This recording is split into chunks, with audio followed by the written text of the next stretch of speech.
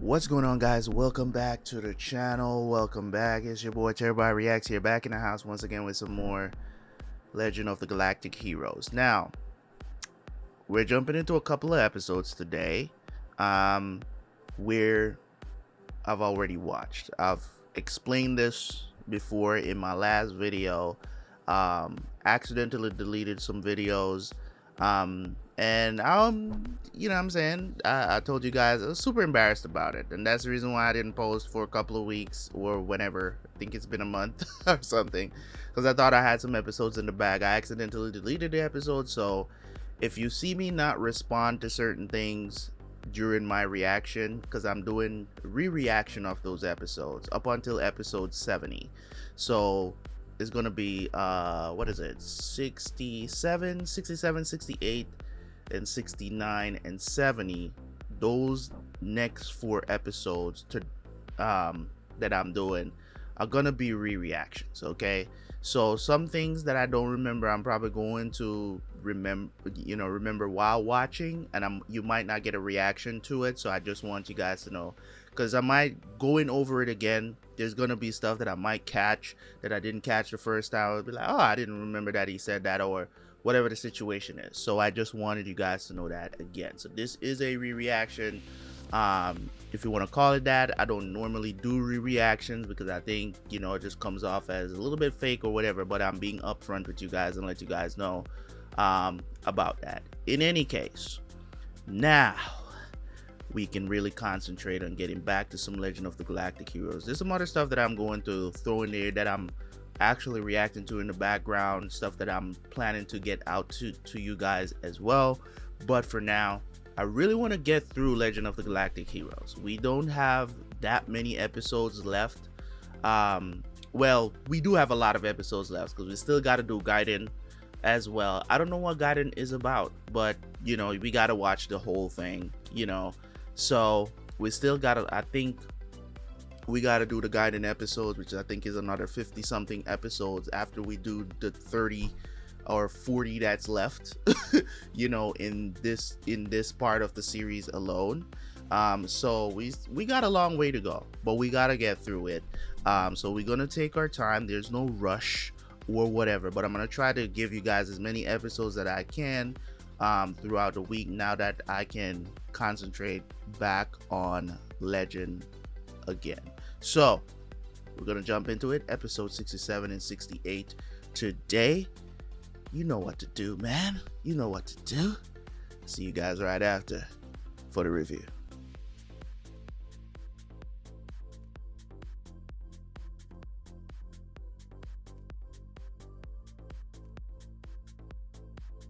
No.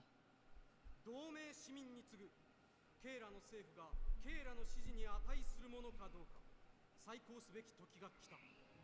宇宙歴799年、新帝国歴1年11月10日。シュワルツランツェンレーターの出撃と前後して、カイザー・ラインハルトの演説が全宇宙に向けて発せられた。その内容は同盟市民を驚愕させるに十分であった。帝国高等弁務官ヘルムート連年幹部上級大将の自殺。同盟軍退役元帥ヤン・ウェンリーの首都脱出。それらの結果を生じせしめる原因となった弁務官府からの干渉と同盟政府の策謀。人々が欲して得られなかった情報のすべてがこの時与えられたのである。世は自らの不明と帝国政府の不見識を認める。これらは非難に値するものであり、優位の人材を失い世の平穏を破ったことに断腸の念を禁じ得ない。だが同時に世は同盟政府の無能と不実を看過することはできぬ。故連年幹部高等弁務官がヤン元帥の逮捕を要求したことは不当であった。ならばこそ同盟政府はその不当なることを世に訴え、同盟にとって最大の功労者たるヤン元帥の正当な権利を擁護すべきであったのに、強者にこびて自らの法をすら犯したのだ。しかもその策動が失敗すると、That's very true.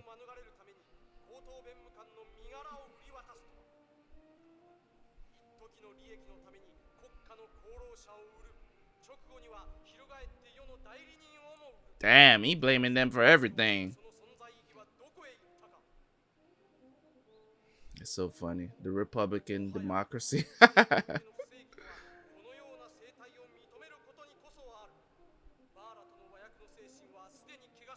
It's Bukak. Okay.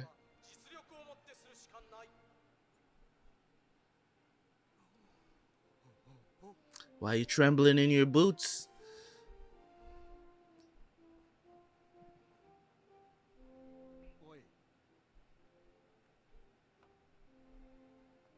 Damn.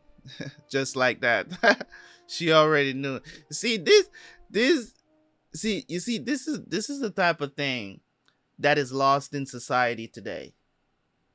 Lost, completely lost. Modern women would never, would never, would never, they would never do some shit like this. Like, never. They wouldn't even know. They wouldn't even know. Like, she immediately knows. She immediately knows. He doesn't even have to tell her. You know what I'm saying? With modern women, they have to argue first. They have to argue first. You know what I'm saying? Because they don't understand duty. You see, a woman like this understands duty. She understands who her husband is. She knows who her husband is. And you can probably chalk that up to they've been together for a long time, whatever the case is. Because you see, when we talk about femininity, when we talk about, you know, a woman being submissive and all this other stuff that, you know, you see coming out now, a lot of, you know, a lot of different men coming out are saying that they want a submissive woman, and that's lost on these women today. These are the kind of stuff that we're talking about. It's not about slavery. You know what I'm saying? These are the kind of stuff, knowing the needs of your man, that he doesn't have to ask you to do things, and he doesn't have to ask you. You just know. You learn, you understand. You get what I'm trying to say? It's not a knock on you as a person, as a human being, to serve your partner, man. And the thing about it is this, like, women want it all. They ask for it all from you as the man. They want it all. They ask for it. But then when it's time for them to do the, oh, I'm independent.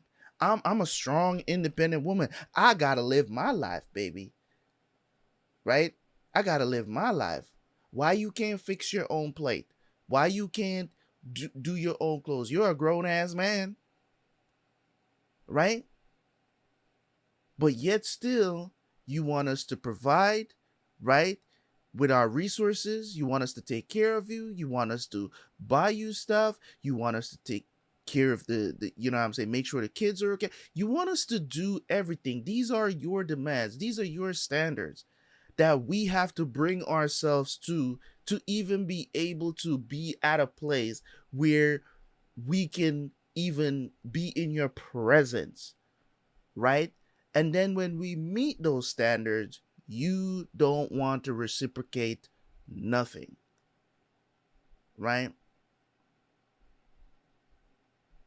When I see stuff like this, and yes, this is a very old anime, and you still have women like this today, don't get me wrong, but I'm talking about just in the Western Hemisphere, you know what I'm saying? In America, right?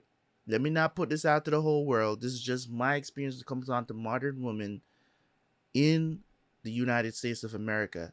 They don't even want to do shit like this. You think they would have brought your uniform to you?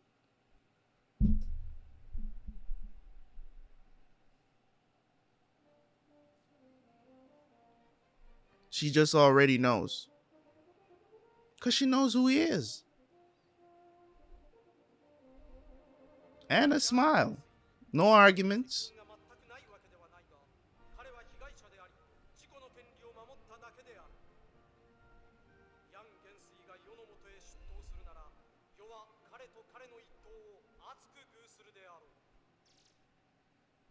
All right. What are you gonna do, Yang? You know they don't want him to. はくれないのかな。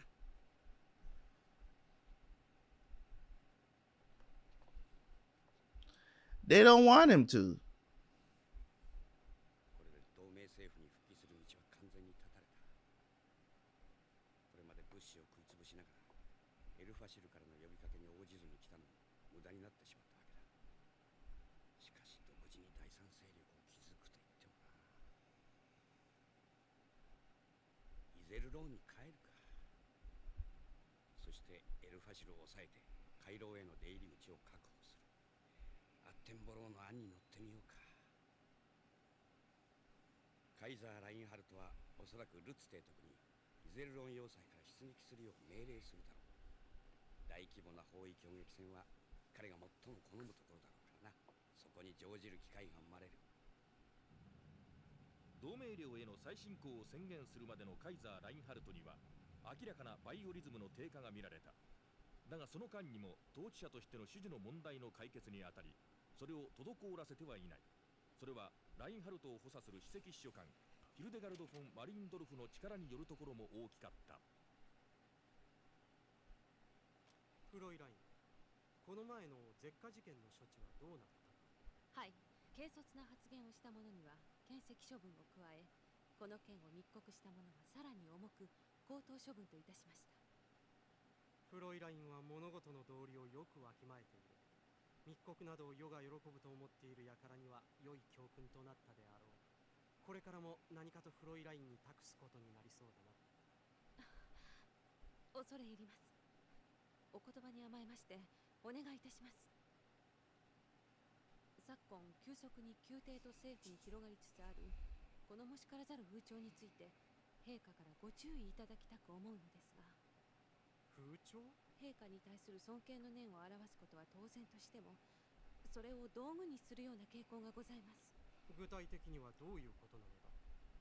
例えば同僚たちで挨拶を交わしたり乾杯したりするとき、ジークカイザーと唱えない者が非難され、上司がそれを高架表につけるというようなことです。 Really? くだらぬことだな。おっしゃる通りです。故に陛下からその旨を臣下一同に申し渡していただきとうございます。他人を非難し陥れることで自己の栄達を図ろうとする風潮に先制の一撃を加えていただきたいのですけれど。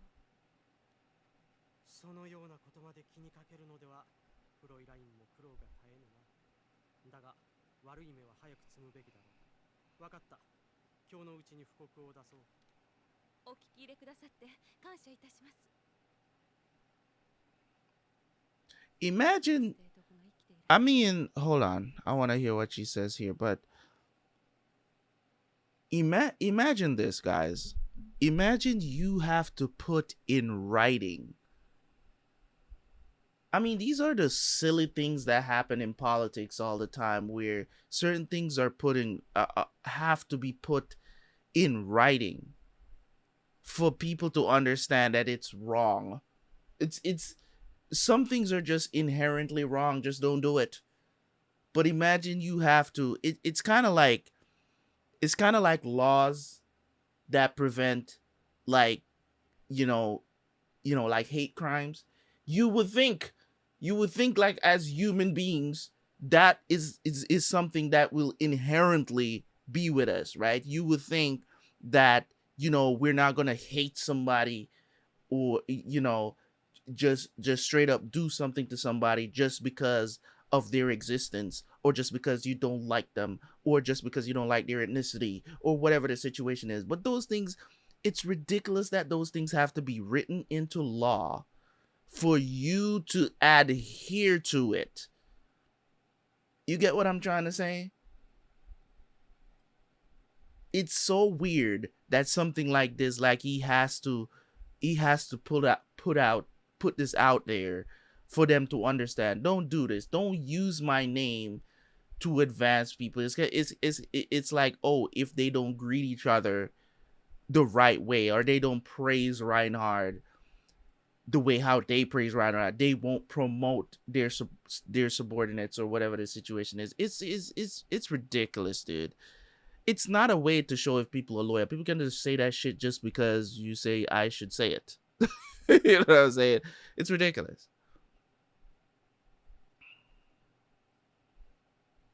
出しゃばる必要もないのだけれど。ところでフロイライン・マリンドルフには今回の疾病に関して何か妙手があるのではないか。もし陛下がご希望になるのでしたら、2週間以上要することなく、これ以上の戦果を交えることもなく、同盟元首の身柄をここへ差し出させますが。何を用いて枝から果実をもぎ取るのだ。一辺の通信文を持って。わかった。共食いをさせるのであろう。フロイライン・マリンドルフ、違うか。御意。どちらかといえばそれはオーベルシュタイン元帥の領分に属する発案だな。死者は時に同じ橋を渡るものらしい。それでその策の長所は。同盟士とハイネセンに戦果を及ぼさず、非戦闘員を巻き込まずに済むこと。同盟崩壊の責任を彼ら自身に着せしめ、市民の恨みの方向をそらせうること。欠点は。少なくとも短期的にヤンウェンリー元帥の一党に力を与えることになりましょう。彼しか頼る者がいないのですから、陛下の敵はことごとく彼の周囲に集まるはずです。それにこの策が成功した後で、陛下の後味がお悪くなりましょう。正面から同盟軍を撃砕することをお望みなのでしょうから。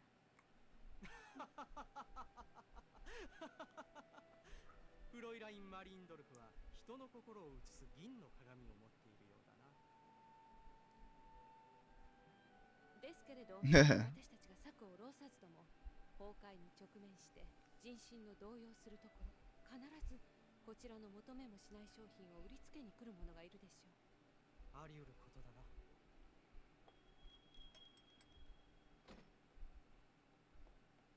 ご用でしょうか。小休止だ。コーヒーを頼む、エミール。フロイラインの分もな。はい。とてもいい子ですわね。あれがいるもので世は身辺に不自由せずに済む。いい医者になるだろう。たとえ技術が完璧でなくとも患者が喜んで命を託すような。 Is he sick? That's what I want to know. 世には弟がいないから。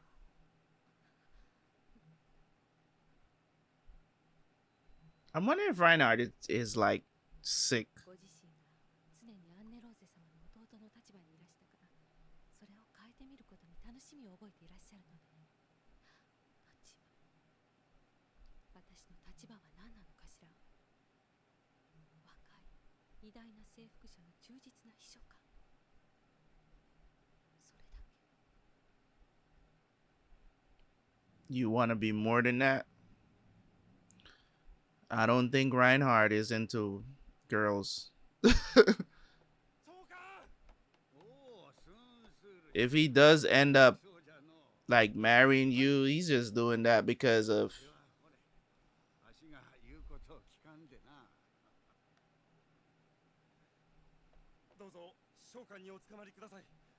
And Buka can barely stand.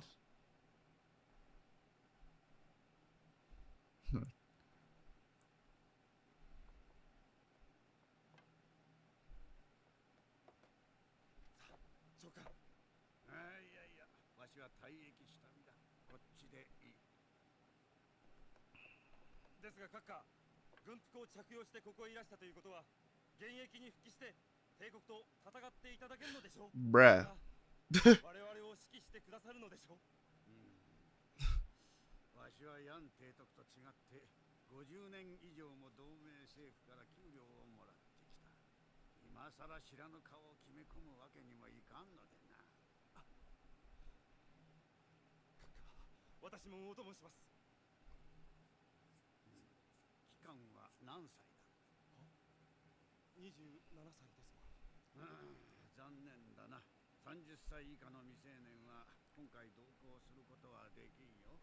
これは大人だけの宴会なのでな。そんな閣下。いいかね、スール少佐。機関には重要な任務を与える。おろそかに考えてはいかんよ。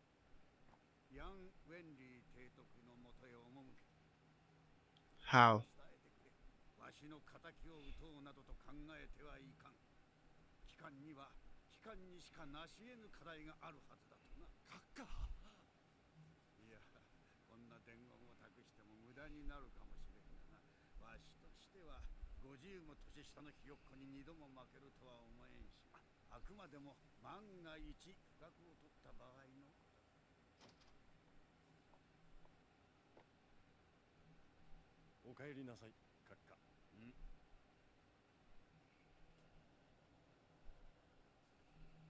I feel like this is not at 100%. I knew it. I knew it.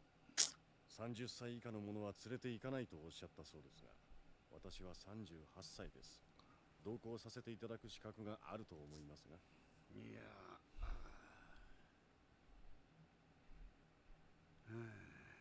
機関も困った人だ。ヤン提督にはいくらでも人材が必要だろうに。あまり先輩面が多いと若い者は持て余しますよ。ヤン提督にはキャゼルの一人で十分でしょう。カイザー・ラインハルトは機関やわしを戦争犯罪人として処断しなかった。個人的には恩義すらあるが、あえてそれに背こう。こんなだらしない国に若い者はこだわる必要もないが、わしはもう十分に生きた。ああ、そうだ。スール少佐。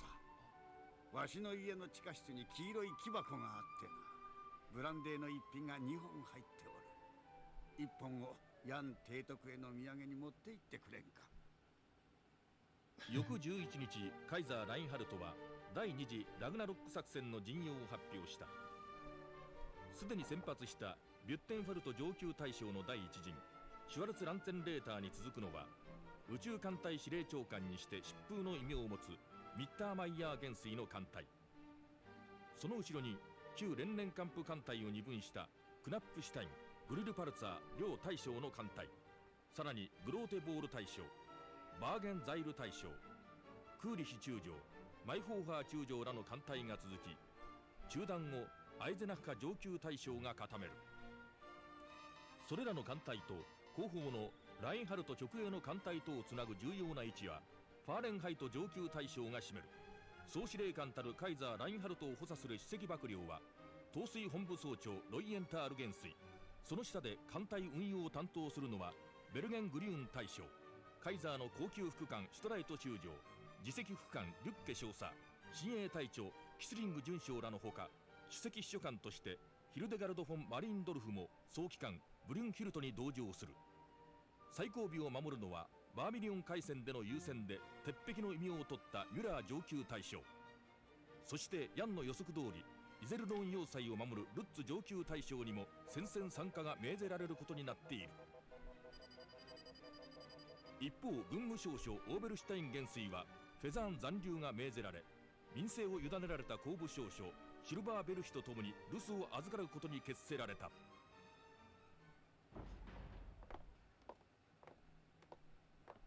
閣下は再度の疾病には反対なさると思っておりましたが。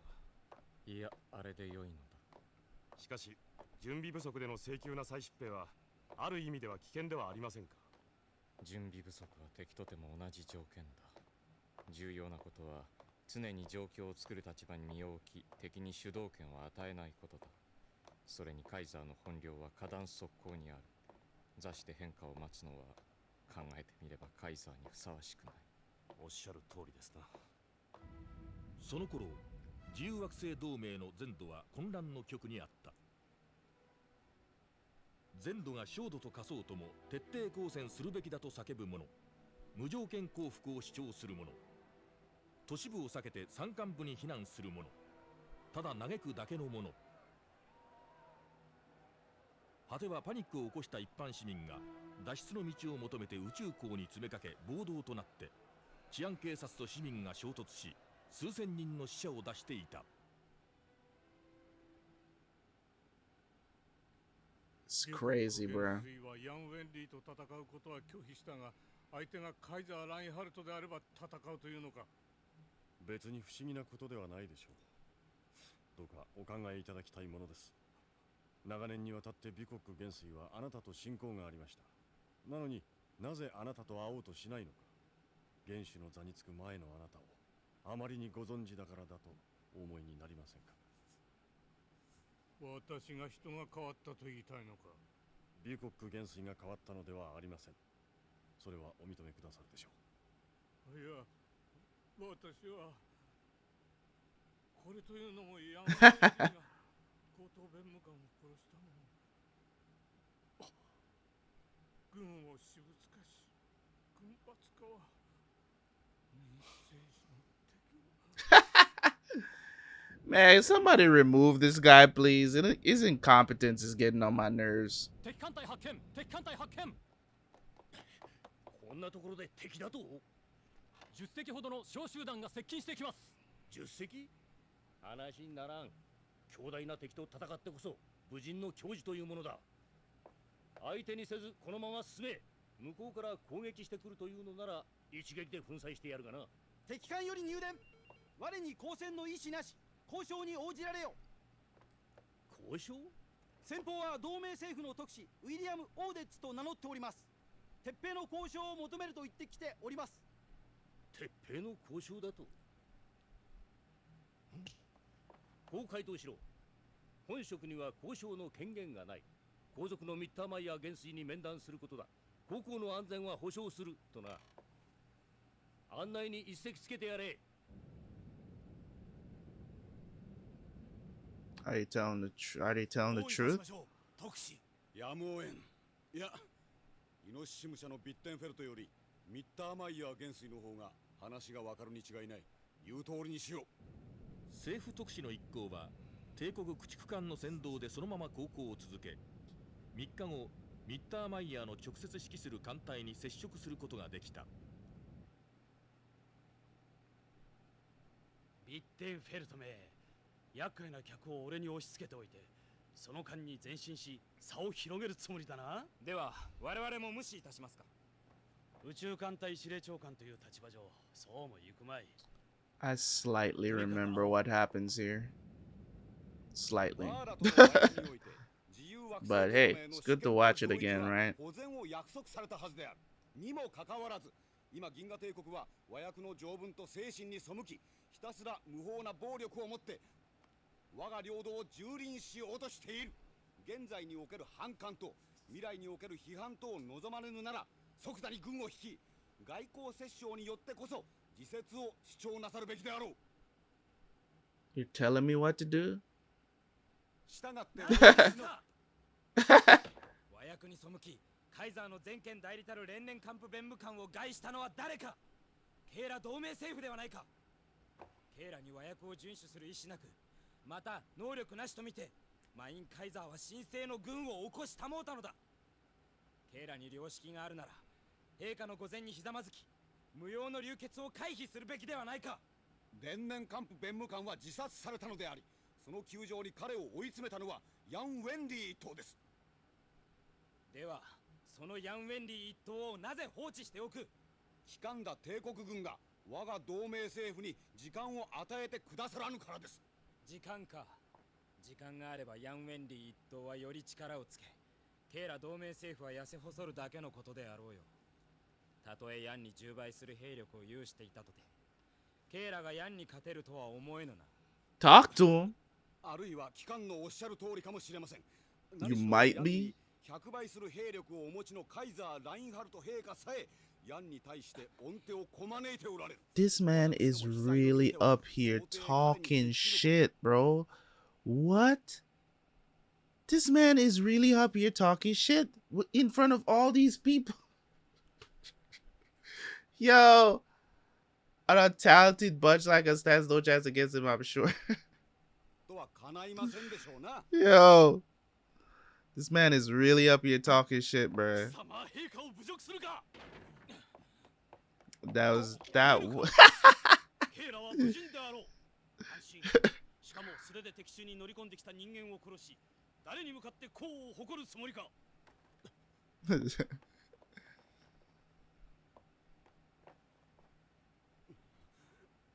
一つ刑に問うが、もしここにいる提督たちの一人が同盟使徒に赴き、ケーラの元首 I know, right? That was hella disrespectful, man.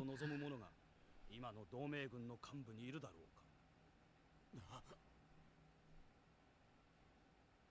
おりますまい。残念ながら。ではヤン・ウェンディの部下はどうだ。命をかけて上官を救出したが。マインカイザーは大なりといえども同盟政府を恐れず、小なりといえどもヤンウェンリー一党を恐れたも、そのゆえんをK自身が明らかにしたわけだな。特使にはご苦労だったが、もはや語り合うべきこともないようだ。もしこの上主張したいことがあるなら、直接陛下に申し上げるがよい。それはよいが、元帥閣下には私がカイザーに撤兵をお願いするまで軍事行動を控えていただきたい。そうはいかぬ。Kが陛下にお会いされるのはKの自由だが、それによって我が軍の行動は何ら成中されるものではない。新たな勅命が下らぬ限り、我らは同盟領に侵攻し抵抗を排除せよとの勅命に従うのみ。もしKが我らの侵攻をとどめたいとお考えなら、一刻も早くマインカイザーのもとへ赴かれよ。この場にあって雄弁を駆使しても無意味であろう。Yeah, go see the man.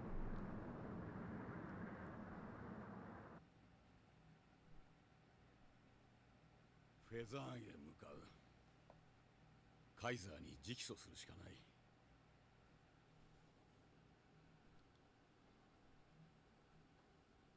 あの竜頭ダビのおしゃべりはどうした？カイザーに直訴するためにフェザン方面に去りましたが。そうか。よろしいのですか？この俺をすら説得し得ない者がカイザーを説得できる道理もなかろう。それにカイザーへの直訴は妨げてはならんことになっている。一応注意をするように連絡だけはしておくか。この時ミッターマイヤーが感じた漠然とした不安は後日思いもかけぬ形で現実のものとなる。宇宙歴799年新帝国歴1年11月、帝国軍は重厚な布陣と怒涛のようなエネルギーを持って同盟全土を飲み尽くそうと動き出した。 Listen, the Alliance brought this on themselves. They did. They brought, man, these episodes are long as hell. The Alliance brought this on themselves. So that's why I don't feel sorry for them. Like, not even a little bit. Like, they brought this on themselves in so many different ways. You know what I mean? In so many different ways, they brought this on themselves. It's just, it's ridiculous. And everything that they have coming to them, you know what I mean? You know, the citizens are trying to get out because they're like, yo, because of y'all stupid decisions,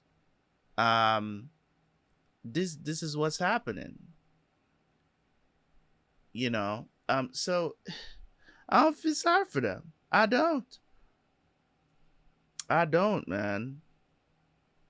Because they didn't really want peace. They didn't really want peace. There's a peace treaty in place, right? Everybody was gonna be treated fairly because I believe Reinhard, that's what they wanted. But you couldn't just sit still. Just have to rebel. You just have to rebel. Right? Just have to figure out a way to rebel. You know? Thinking that Yang is gonna try to go out for power and stuff like that. I said nobody. It's like nobody really knew who Yang is. And I literally think that the only person that ever understood Yang, based on just literally one conversation and from battling him, is Reinhard. Like, literally, who else really gets him? I don't even think his wife gets him that much. You know what I'm saying? Yeah, but that's just me. But that's just me. But let's move on to the next episode.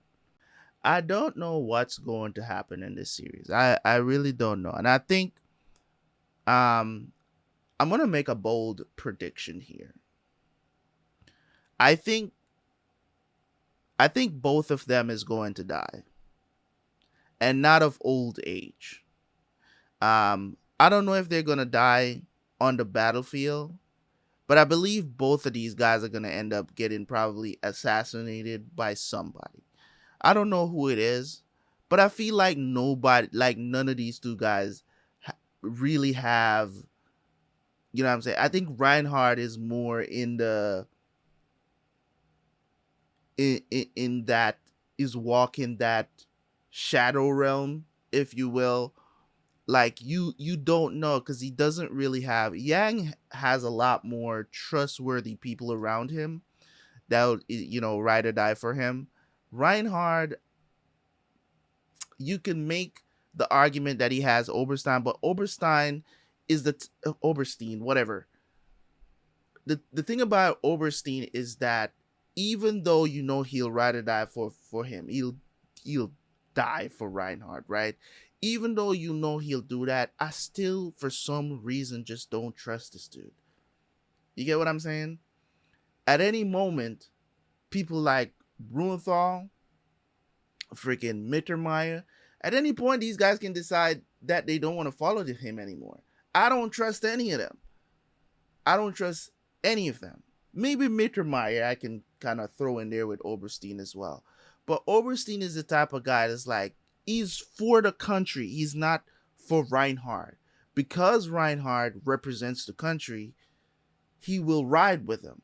But the minute this guy makes a bad decision that doesn't probably, go along with how Oberstein think things are supposed to go, Oberstein decides to do something else. We've seen it in the past. And, he's for the country. So, in my opinion, Reinhard is more of like a person who doesn't really have, since Siegfried died, he doesn't really have anybody that is really like for him. You know what I'm saying? From a military point of view. You know what I mean? I don't know. That's just my opinion, but let's get it.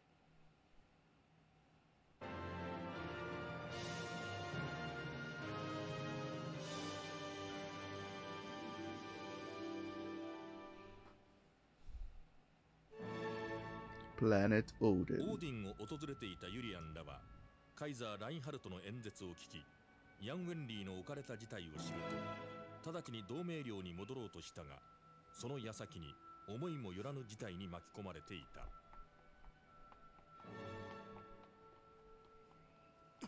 どうだった？宿泊したホテルで盗難事件が起こり、ユリアンらの荷物も盗まれてしまったのだ。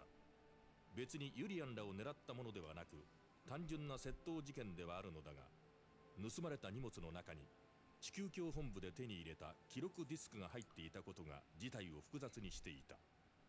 万一のことを考えると、帝国の官権の手に委ねるわけにもいかず、慣れない土地で独自に不慣れな操作をすることの困難さを考えると、絶望感を覚えずにはいられなかった。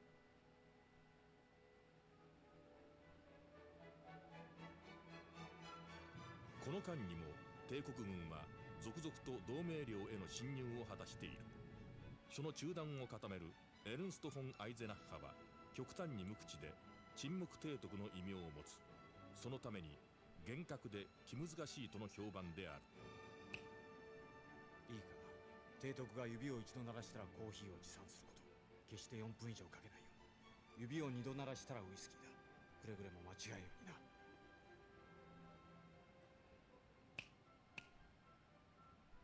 3分50秒後。Supposed to be whiskey, my guy. Did you not hear? 以来、この出征中アイゼナッハは1杯のコーヒーと2杯のコーヒーに不自由しなくなった。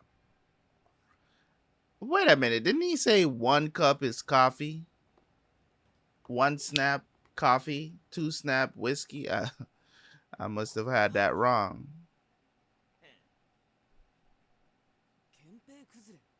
そう、新帝国になってから憲兵隊の後期粛清が進んでクビにされた奴らがたくさんいるのさ。大概は汚職をしたり市民に恐喝まがいにたかっていたような連中だが、そういった奴らほど裏の世界にも通じているからな。しかしどうやって？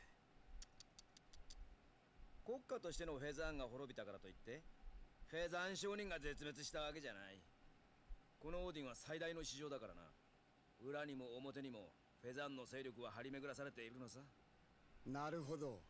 さすが元弁務官事務所の書記官ですな。嫌なことを思い出させるなよ。それはそうと、ポプランの野郎はどこへ行ったんだ？なんだ？あれっきり帰ってないのか？お気楽な野郎だな。That man is always not. Jesus Christ. This dude is gonna get himself killed one of these days, bro. Honey? This man really out here. そうしたら相手になってやら。うわーとはいうものの、ここは自重。たく、ただでさえ厄介な時に余計なトラブルを起こしやがって。まあそう言うなって、せっかくオーディンまで来たんだから、やっぱり出会いは大切にしないと。ねえ。Nah. まあ人は運命には逆らえませんから。まったくお前らは。とにかくこれ以上厄介なことが起こらないうちに出発した方が良さそうですね。それいいが、ハイネセンに戻っても仕方がないだろう。どうする、ユリアン？それだ。ヤンの居所がわからないでは目的地の定めようがない。ましてフェザーンまではともかく、同盟領に入るには帝国軍の目を盗まなくちゃならん。あちこち訪ね歩くってわけにはいかんぞ。目的地ははっきりしています。ヤン提督が今どこにいらっしゃるかは僕にもわかりませんが、いずれ必ず行かれるところは分かっています。どこだそれは？それは自由惑星同盟軍総参謀長チュン・ウーチェン大将は、老病のビュゴック司令長官に代わって帝国軍迎撃の準備を急速に整えていたが、同時に相反する課題もこなさなくてはならなかった。この日彼が呼び寄せたのは、その目的のために欠かせぬ人物たちだった。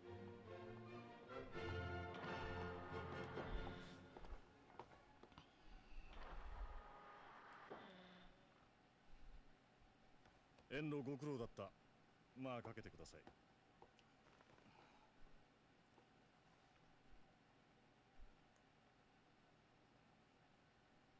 わざわざ将官らをそれぞれの認知から呼び寄せられたのはどのようなご意図からでしょうか、総参謀長閣下。機関らも先のカイザー・ラインハルトの布告は聞いたと思う。あの中で述べられた事情はほぼ事実に即していると言っていい。そのような事情でヤン提督らはハイネセンを脱出して、現在はいずこかに潜伏中だ。そこで肝心の要件だ。ヤン提督を探し出し、この書類を彼に手渡してほしい。それは譲渡契約書だよ。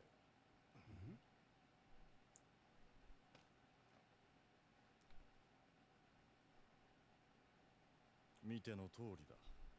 我が宇宙艦隊のうちから5560隻をヤン・ウェンリー氏に譲渡する。機関らには書類とともに商品そのものも運搬してもらいたい。法令上の手続きは終了しているから心配いらない。ですが、わざわざこのような書類を作る必要があるのですか？形式も度が過ぎるように将官には思われますが。わからないかね。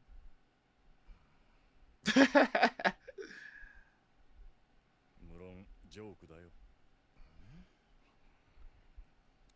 ジョークとおっしゃるならそれで結構ですが、帝国軍に対して戦力を急合せねばならない時にこれだけの艦艇と物資を割いたのでは、帝国軍の侵攻に対処し得ないのではありませんか？どうせ急合しても対処し得ないよ。This dude is dumb as a doorbell. How did you not pick up on it? そんなつもりはない。李国長官と私は多少の悪あがきをしてみるつもりでいる。しかしそれでは自殺行為ではありませんか。いっそ総参謀長閣下も李国司令長官閣下も将官らと同行なさってはいかがです？めったなことを言うものではない。第一、我々自身行くと決めたわけではないのだぞ。私はそのつもりだがね。言ってもらえるかね、フィッシャー提督。喜んで閣下。村井中将、本心を偽っている余裕はない。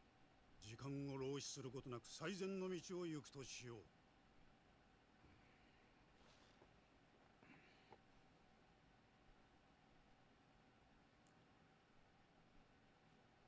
I mean, they don't get it.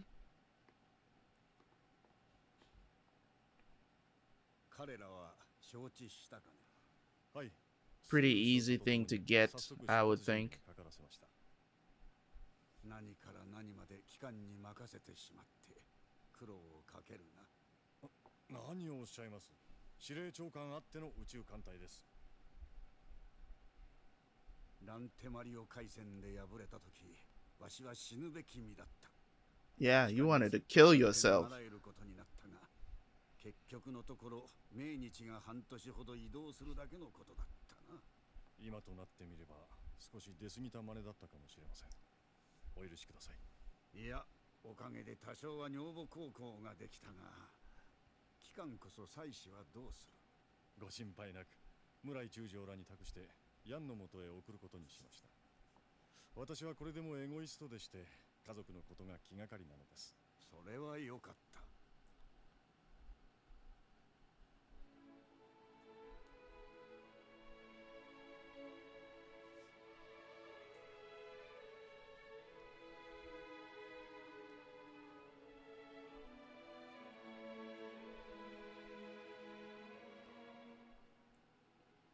ヤン・ウェンリーは何かと欠点の多い男ですが、何者も非難し得ない美点を一つ持っています。それは民主国家の軍隊が存在する意義は民間人の生命を守ることにあるという建前を本気で信じ込んでいて、しかも一度ならず実行しているということです。そう、機関の言う通りだ。エルファシルでもそうだった。イゼルローン要塞を放棄する時もそうだった。一人として民間人に犠牲を出しておらん。歴史はヤンをカイザー・ラインハルトに匹敵する戦争芸術家として記憶するだろう。だがそれ以上に後世に向かって語らねばならぬことがある。もっともその役目はわしらが負うものではない。人はそれぞれ負うべきものが異なるしな。はい。ですが、ヤンのその美点が彼自身の負うべき役目にどんな関わりを持ってくるか。いや、機関の言いたいことはわかるつもりだ。ヤンが敗北するとしたら、それはカイザー・ラインハルトの偉大な天才によってではない。ヤン自身の理想へのこだわりによってだろう。バーミリオン海戦の時、ヤンは政府の停戦命令を無視すべきだったのだ。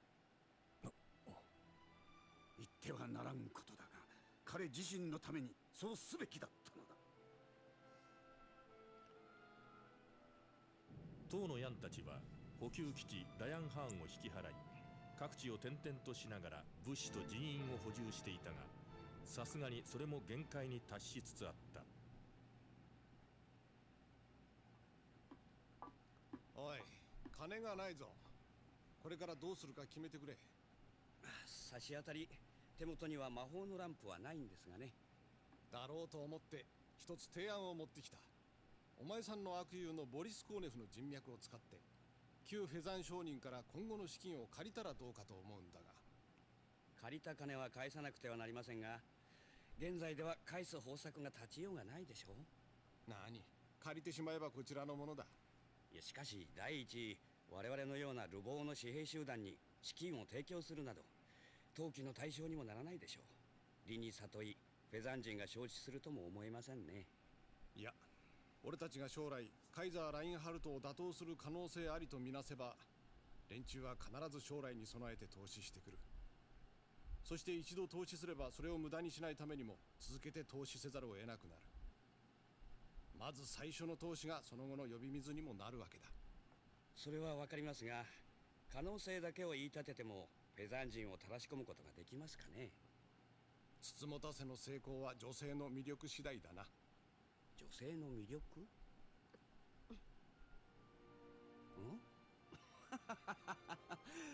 フェザン人を迷わせる色変わる美女、つまりイゼルロン要塞。その通り。そのためにもエルファシルへ行くか。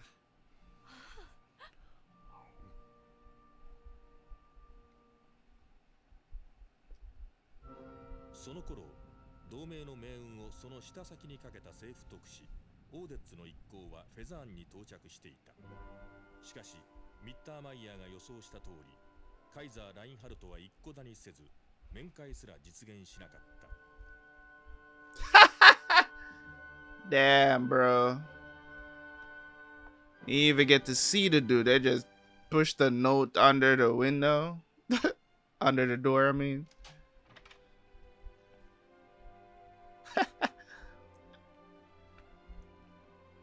What did it say? No! 確かにそれが功を奏すれば帝国軍は分裂し、うまくすれば内戦に突入して外政どころではなくなるだろう。だがその情報は確かなのか？これは異なことをおっしゃられる。ことが事実であろうとなかろうと、要は噂を立てることです。それが権力者の耳に届けば必ずや疑心暗鬼を生じましょう。権力者というものは常に潜在的な部下の謀反の脅威を感じているもの。ましてやローエングラム王朝は急速に勃興し、まだその基盤は脆弱そのものです。隙の生じる可能性は大きいと申せましょう。I can't believe this dude is still in play. あとはその噂にどれだけの真実味が与えられるかが鍵でしょうな。徳志殿はキャスター出身とか、世論操作はお手の物と聞いておりますが。よかろう。やってみて損はない。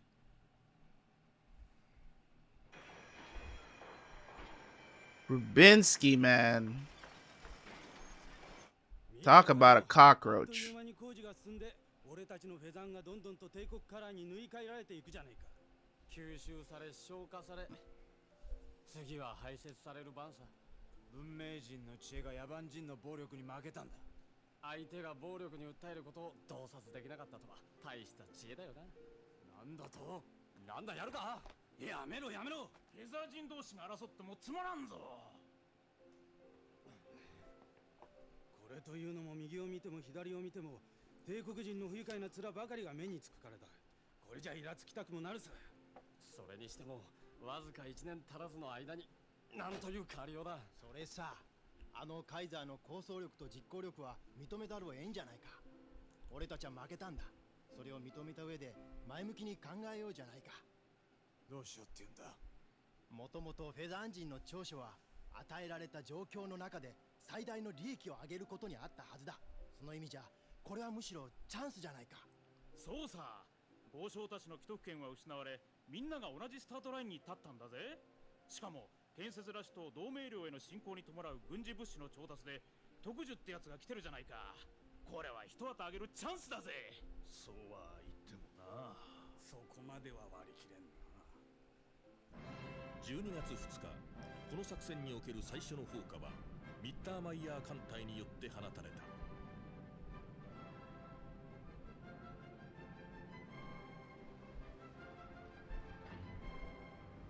この惑星ルジアナにおける同盟軍造兵交渉では、バーラトの和訳に抵触しない巡航艦や駆逐艦が建造されていたが、それ以上にその地理上の位置と生産力は戦略上看過できないものであった。閣下、敵は間もなく衛星軌道にまで達しますぞ。分かっておる。航行できる艦は一隻残らず発進させよ。兵員もできる限り収容してな。閣下、いいか、機関が指揮を取って直ちにこの中域を離脱するのだ。そしてヤンメンリー提督と合流し、その指揮に従え。艦隊司令部も承知している。これが私からの最後の命令だ。それでは閣下は？私はここで最大限の抵抗を試みて、多少なりとも時間を稼ぐ。その間に離脱するのだ。いいな。閣下。行け、時間がない。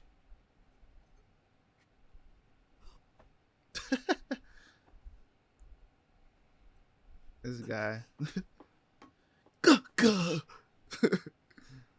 全体空砲が開け、敵艦を一隻たりとも通すな。 Sure, buddy.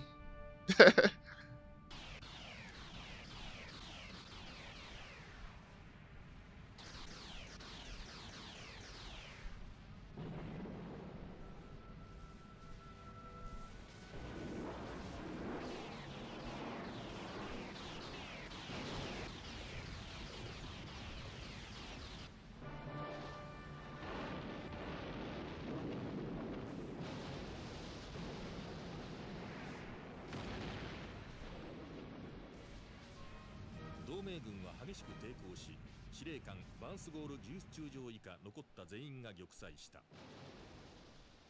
離脱した艦も帝国軍の追撃を受けて数多くの犠牲を出したが、およそ半数は脱出に成功し、兵員と物資を集めながらヤンのイレギュラーズに合流すべくエルファシルへ向かうことになる。このようにヤンがエルファシルに向かうのはいわば当然の帰結と誰もが考えていた。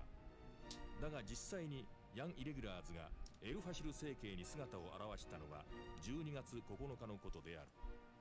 実のところヤンはエルファシルの独立革命政府と合流するのは本意ではなかった。生産もなく情熱のままに激発したエルファシルの行為はむしろ暴挙に類するものとヤンには思えたからである。だが現実問題として反帝国の共和主義者を糾合するための第一歩として、またイゼルロン要塞攻略の足がかりとして本拠地が必要となっていたのだった。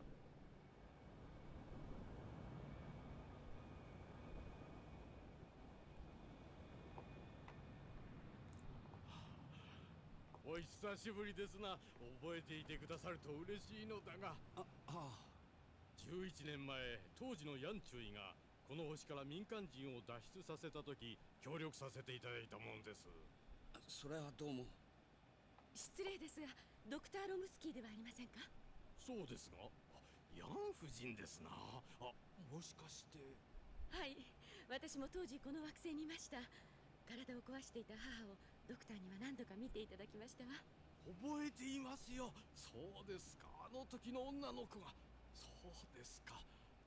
悪い人ではなさそうだが。さあさあ。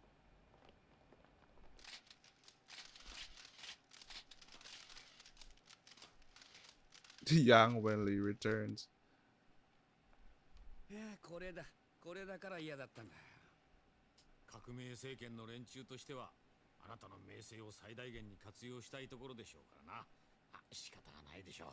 第一、民主共和政治の理念から言っても情報公開は大原則ですからね。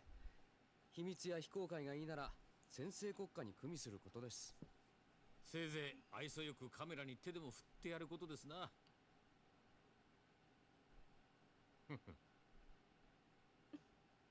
He doesn't like this at all, and this. この地に来られたことは、言うなれば我々エルファシル革命政府こそが民主共和政治の王道を目指す正当の政権であることの何よりの証と言えましょう。かつてこのエルファシルからヤン提督の奇跡の伝説が始まりました。そしてまたこのエルファシルから新たな伝説が始まるのです。それでは改めてご紹介いたしましょう。ミラクルヤン、魔術師ヤン、ヤン・ウェンディ元帥です。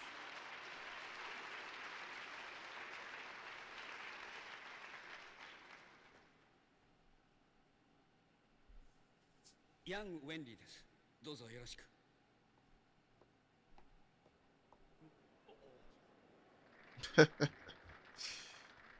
That's Yang. It's been done more. But yeah, they still clapped.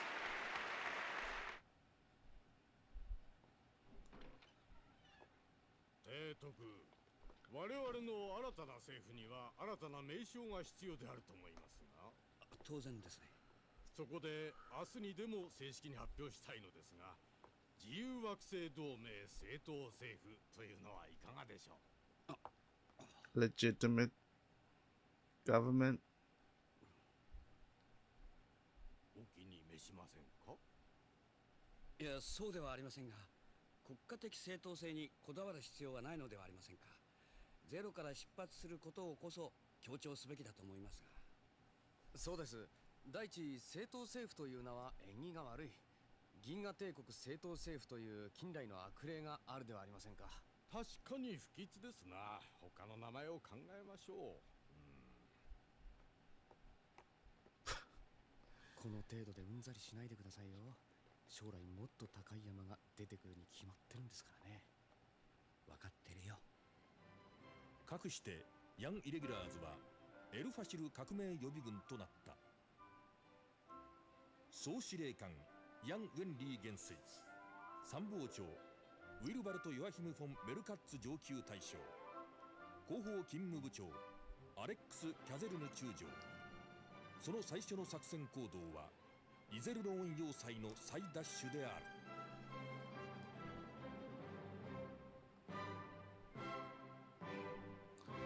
12 for sale.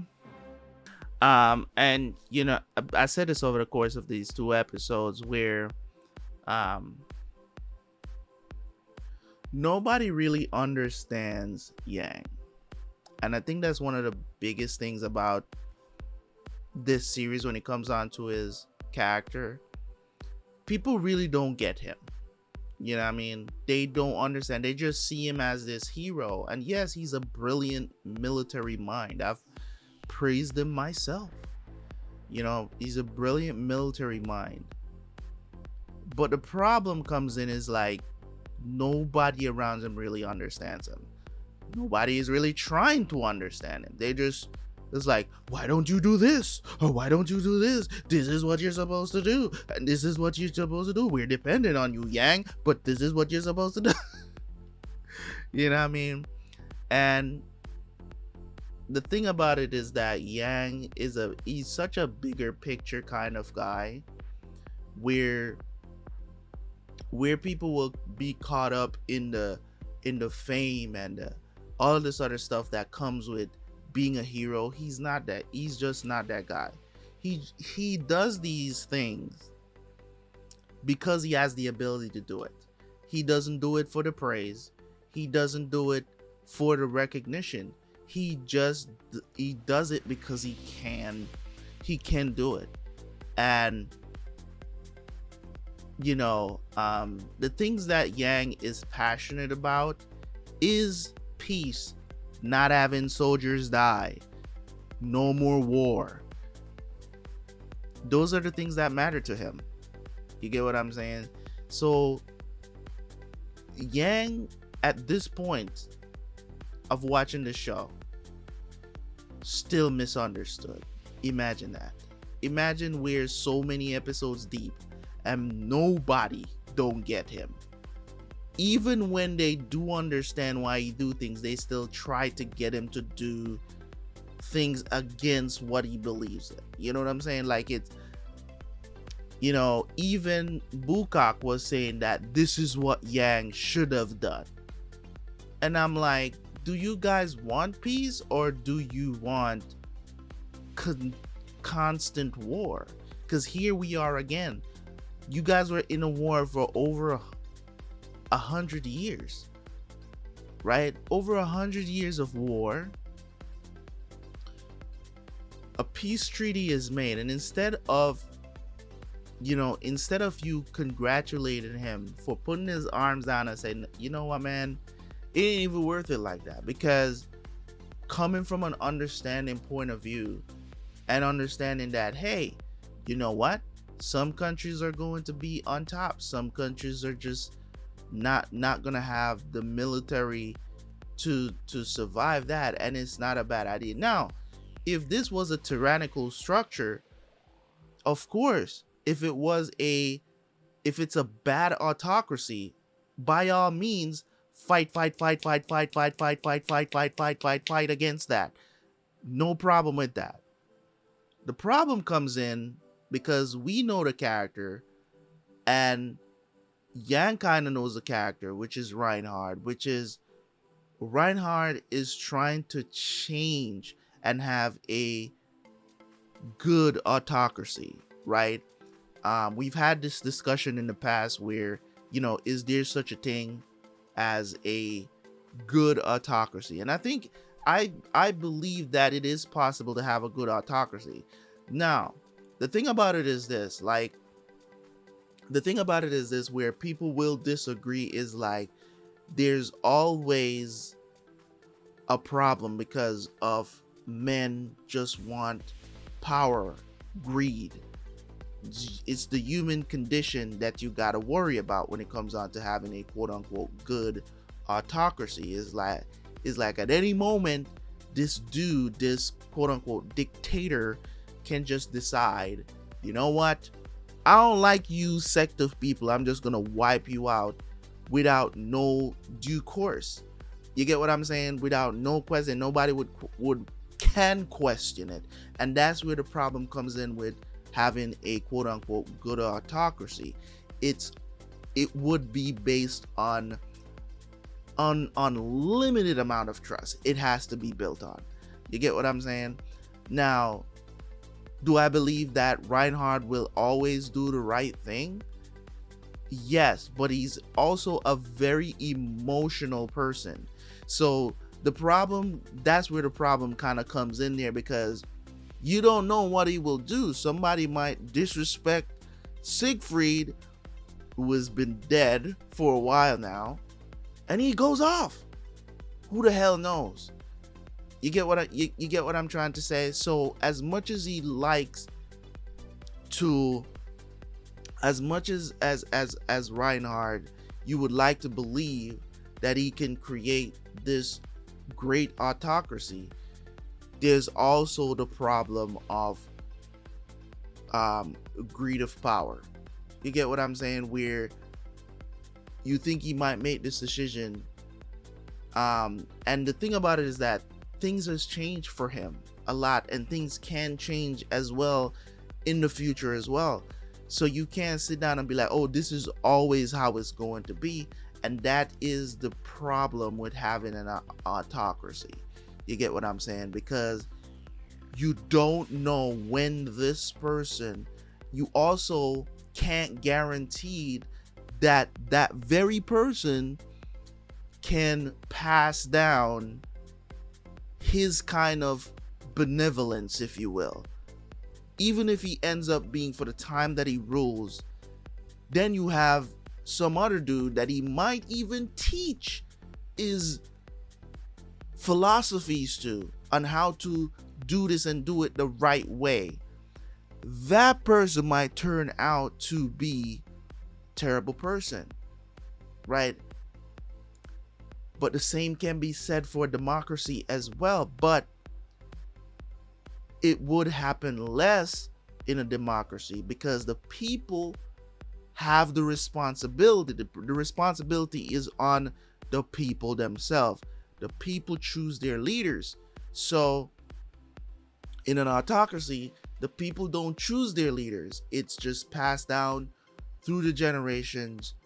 You get what I'm saying? And you know what I mean, who's gonna be the next Kaiser or whatever the situation is, it's already set in motion because for whatever reason, strong line, however you want to put it, right? So there's always that, it's a yin and, pun not intended, but yin and yang situation where there's good things about having an autocracy and there's good things about having a democracy, but there's no guarantees.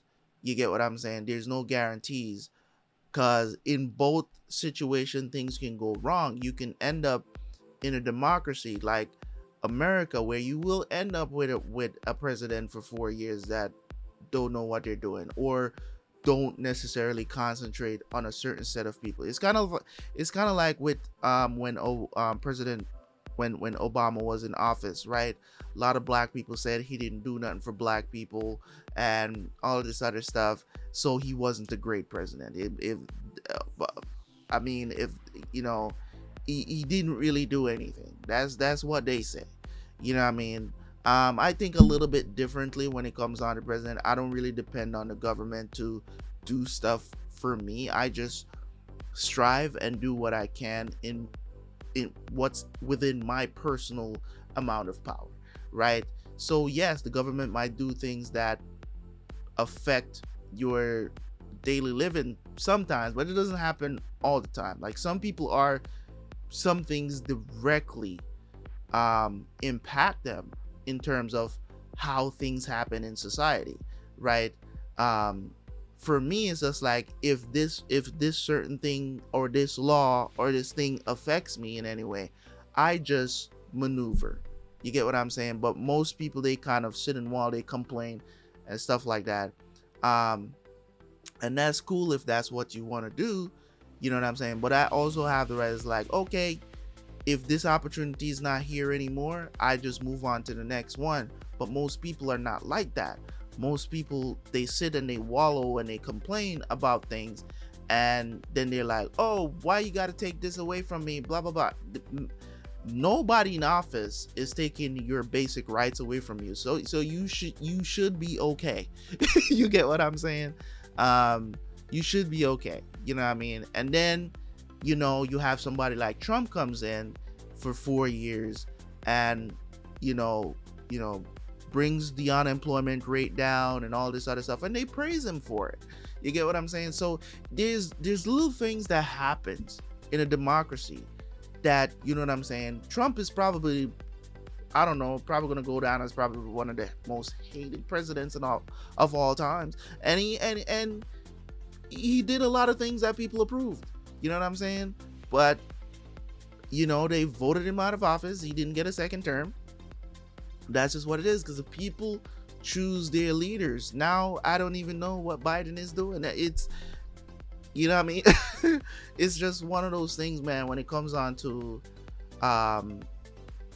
watching a show like this. It really brings a lot of things into perspective for you on how misunderstood people can be, as well as, you know, drawing, you know, weighing, you know, an autocracy versus a democracy, and how they can operate. Now, in this show, we have the autocracy being, you know, pushed forward in a way, and the democracy getting demolished because, you know, the autocracy has a better military force.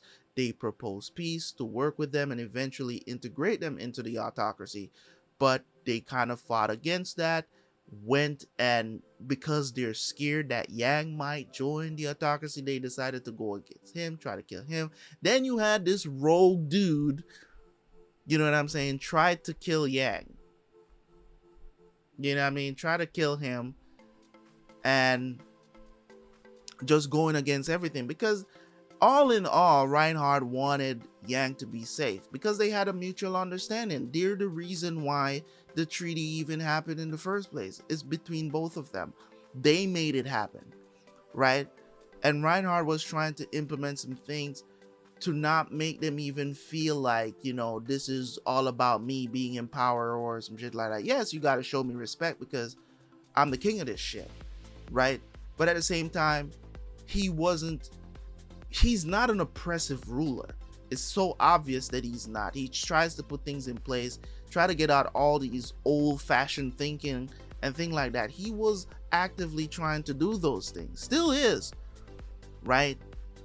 But it's also the X factor of, you know, if things pop off, Reinhard is ready to go. He's on the front lines. So when it comes on to certain things with the show, it really does bring a lot of things to the forefront for you to think about. And that's what I really appreciate about the show. You know what I'm saying? I know that, you know what I mean, a lot of you guys, you know, you're looking at it like, why don't you upload more and all this other stuff? When it comes on to this show, man, it's like, you know, I've always described it as a very slow burn. I know that some of you guys out there, you know, you want to look at it and say, man, I could binge watch this.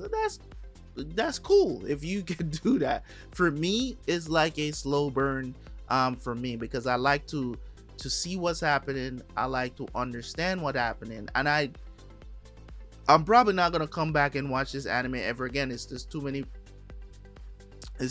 episodes. I'm probably not gonna watch anybody watch this series because it's too many episodes. So I'm trying to get as much as I can get out of it for my first time watching it.